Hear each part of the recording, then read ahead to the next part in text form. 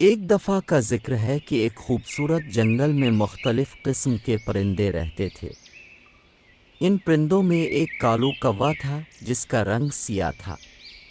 وہ ہمیشہ خود کو دوسرے پرندوں سے الگ سمجھتا اور اس کے دل میں اپنی سیاہی پر افسوس ہوتا تھا۔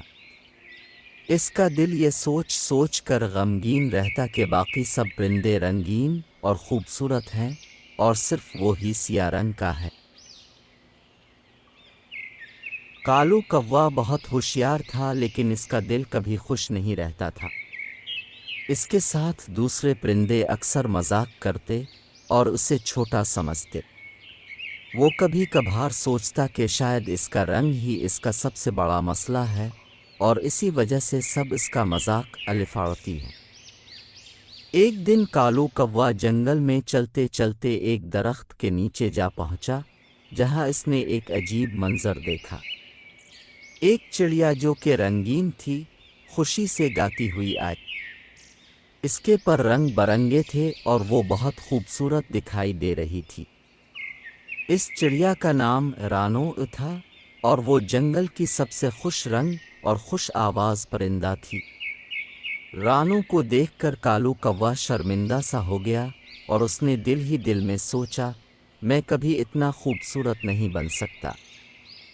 رانو چڑیا نے کالو کوا کو دیکھا اور مسکرا کر کہا، کیا بات ہے؟ تم کیوں غمگین ہو؟ تم دیکھ ہی رہے ہو میرا رنگ سیاہ ہے اور تمہارا رنگ اتنا خوبصورت ہے۔ تمہارے جیسے رنگین پرندے مجھے ہمیشہ حیران کن لگتے ہیں۔ کالو بھائی، رنگ کا کوئی فرق نہیں پڑتا، اصل چیز تمہاری خوبی اور تمہارے دل کا سچ ہوتا ہے۔ تمہیں یہ سب کہنا آسان ہے، تم رنگین ہو، تمہارا ہر کوئی تاثر لے کر تمہاری طرف آتا ہے۔ یہ بات سن کر رانو چپ ہو گئی اور اس کے دل میں ایک خیال آیا۔ وہ جانتی تھی کہ کالو کوا بہت چالاک اور ہوشیار ہے، لیکن اس کی سیاہی نے اس کے اندر کے خوف کو چھپا رکھا تھا۔ رانو نے فیصلہ کیا کہ وہ کالو کوا کو ایک سبق سکھائے گی۔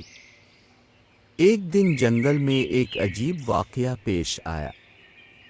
ایک چور جو جنگل میں آیا تھا، اس نے کچھ جواہرات چرا لیے تھے اور وہ ان جواہرات کو چھپانے کے لیے جنگل کے ایک گہرے حصے میں جا کر چھپ گیا۔ اس چور کی وجہ سے جنگل کے پرندے بہت پریشان ہو گئے۔ اب انہیں ان جواہرات کو واپس لانے کے لیے کسی ہوشیار پرندے کی ضرورت تھی۔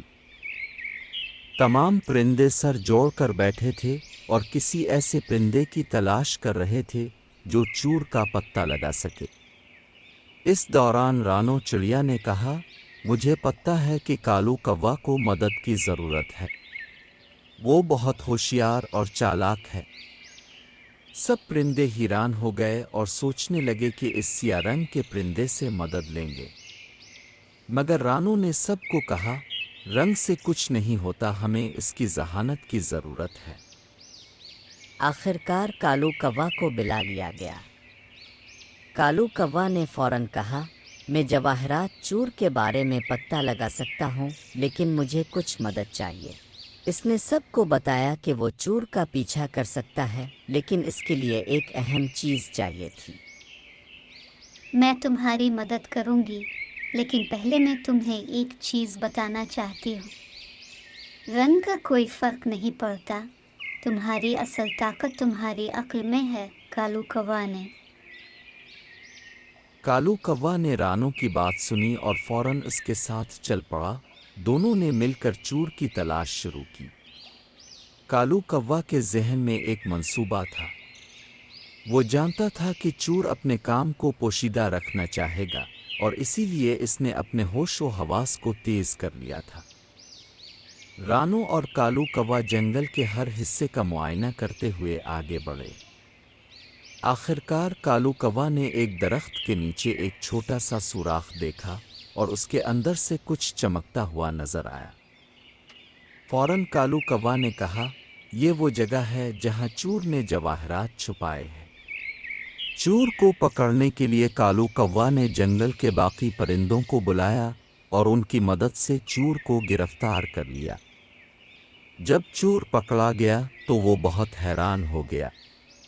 وہ جانتا تھا کہ کوئی نہ کوئی پرندہ اس کے چکر میں تھا، مگر وہ یہ نہیں جانتا تھا کہ وہ کالو کوا ہوگا۔ چور کو پکڑنے کے بعد جنگل کے سب پرندے کالو کوا کی تعریف کرنے لگے۔ سب نے کہا، کالو کوا تم تو بہت ہوشیار اور چالاک ہو، تم نے ہماری جنگل کی حفاظت کی۔ اب انہیں احساس ہو چکا تھا کہ رنگ سے کوئی فرق نہیں پڑتا، اصل چیز وہ ذہانت اور دل کی سچائی ہے جو کسی پرندے میں ہو۔